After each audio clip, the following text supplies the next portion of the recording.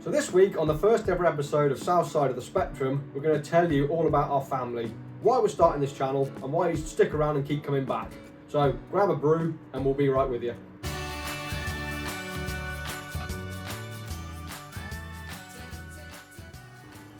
Hiya, my name's Elizabeth. I'm originally from Bristol, so I'm a West Country girl, a full-time carer to our 3 autistic children, and I love horror movies and tattoos. And I'm John, Shropshire, born and bred, strong in the arm, thick in the head. I'm also into DIY. Since we moved in, my wife has had me doing every single job I can think of. Yeah. So let's get this out of the way. Where are our faces?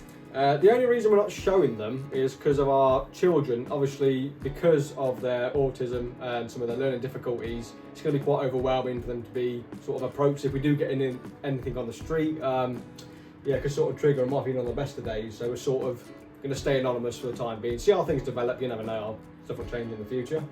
So with that in mind, we are using aliases for our children and ourselves. We've got 3 beautiful children, all diagnosed with autism. Our eldest is called Bub. He has a lot of sensory processing difficulties and struggles quite a lot with clothing and noise and temperature. And then we have Bear, who is our middle child. He has quite severe learning difficulties as well as life-threatening allergies. And then we have Bop, who is our youngest, and when she was diagnosed with autism, she was also diagnosed with a pathological demand avoidance profile, a PDA profile. So why we started the channel? Well, sort of over the years when we've been going through this autism journey with our kids, we've had a lot of people come up to Elizabeth in particular, saying that she should be sharing the knowledge. She's taken it really to heart. She's gone out and learnt a lot of this stuff that's quite hard to find the answers to, and she's become like a bit of an encyclopedia really of autism.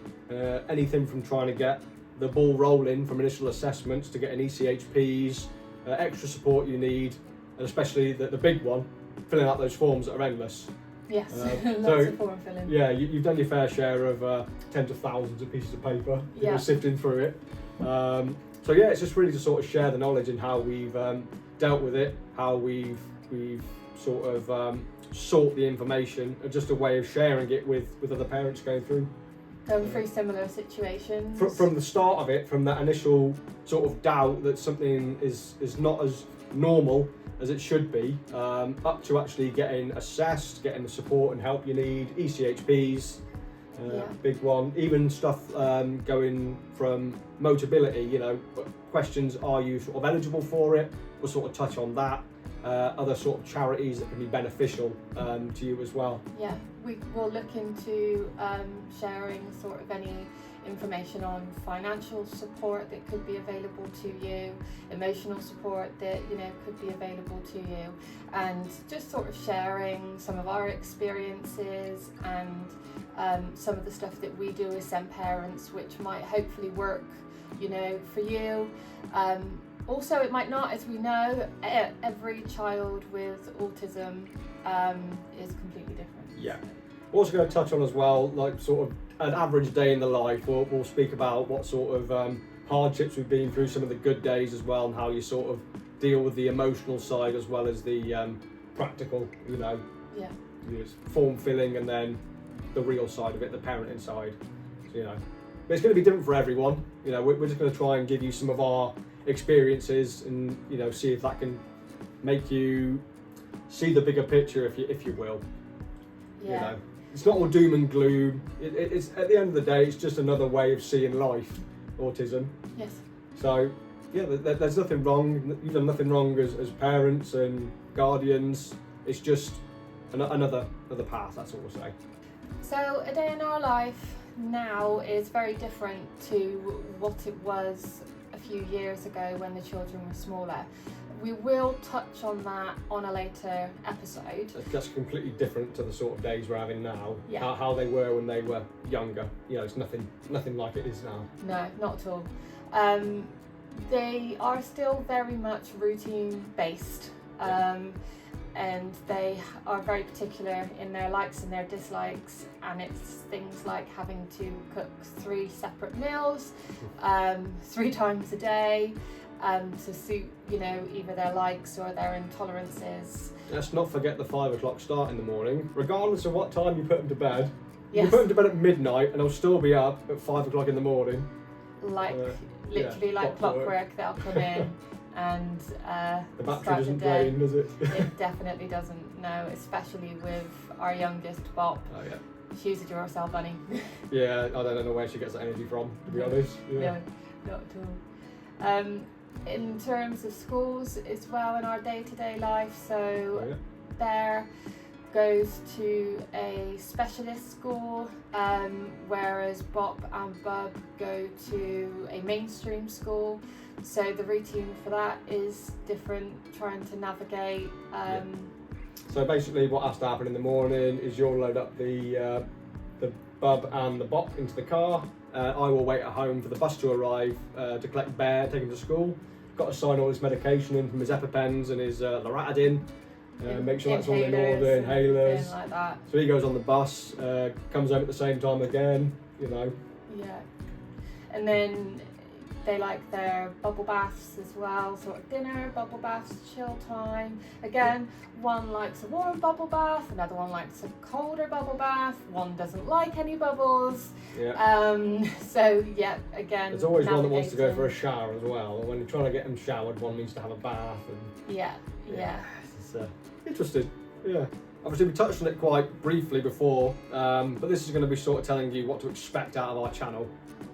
So it's going to be providing financial support information, also providing emotional support information. It's going to be a lot of help as well with filling out the forms, everything from the initial doubts to the assessments you need to take place to get the official diagnosis, ECHPs, where to start with that, where to go as well in terms of getting social care involved, social workers if required. Yeah, that's good for things like respite if it's needed, depending on your family situation and your autistic person. Also, other area as well is trying to sort of navigate dealing with people, let's just say lack of knowledge regarding your children as well and how they address it quite single-mindedly, sort of dealing with those people in your life. You don't really need the extra hassle from these people.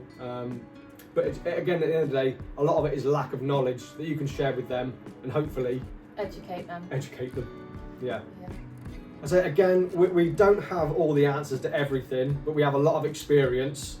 So even if we don't know the answers, if you've got a question for us, we're going to make sure to go off. Well, I say we. Me. She will go off and do the research and make sure she gets the answers for you if we can't actually have them to hand. So fear not, it's a wonderful community to be a part of. And we just want to open those doors to people who feel a bit closed off and bring you all in. Yeah. So let's talk about common misconceptions as well. We're going to touch on it in other episodes. Autism's not a one-size-fits-all, it's a spectrum. So one child is in one area of it, your second child might be on a complete opposite end. You know, one might not talk, one might not shut up. You know, it's completely different and individual. When you meet one child with autism, that doesn't mean you've met all children with autism. They are also individual and different. That, like you say, it doesn't fit all. It doesn't. And also with your parenting styles as well, just because you let your child on a mobile device or a tablet doesn't mean you're doing a bad job. Just means their requirements are different from more neurotypical children. So they might need that outlet on a tablet that a neurotypical child will get playing football or interacting with other children. So you're doing a fantastic job with it, and don't worry about people looking at you when you're doing something out and about. You do you, ignore them, you know. Our promise to you is honesty, empathy and love. We won't sugarcoat this, it isn't a picnic, but we won't scare you either. We'll keep showing up and be real when we can't. This space is for you, so we can grow together and make a wonderful life for all our little tisms. So thanks for joining us. So next time we're going to be talking about the first steps from what we remember. It was quite a long time ago. from our initial suspicions that something was a bit different to how it should be, to accepting it, and mostly me breaking down really and trying to deal with it, because at that point in time, you know, my whole world had changed. And no, that isn't Walter behind us. How else do you think we debrief our days? See you next time. Cheers.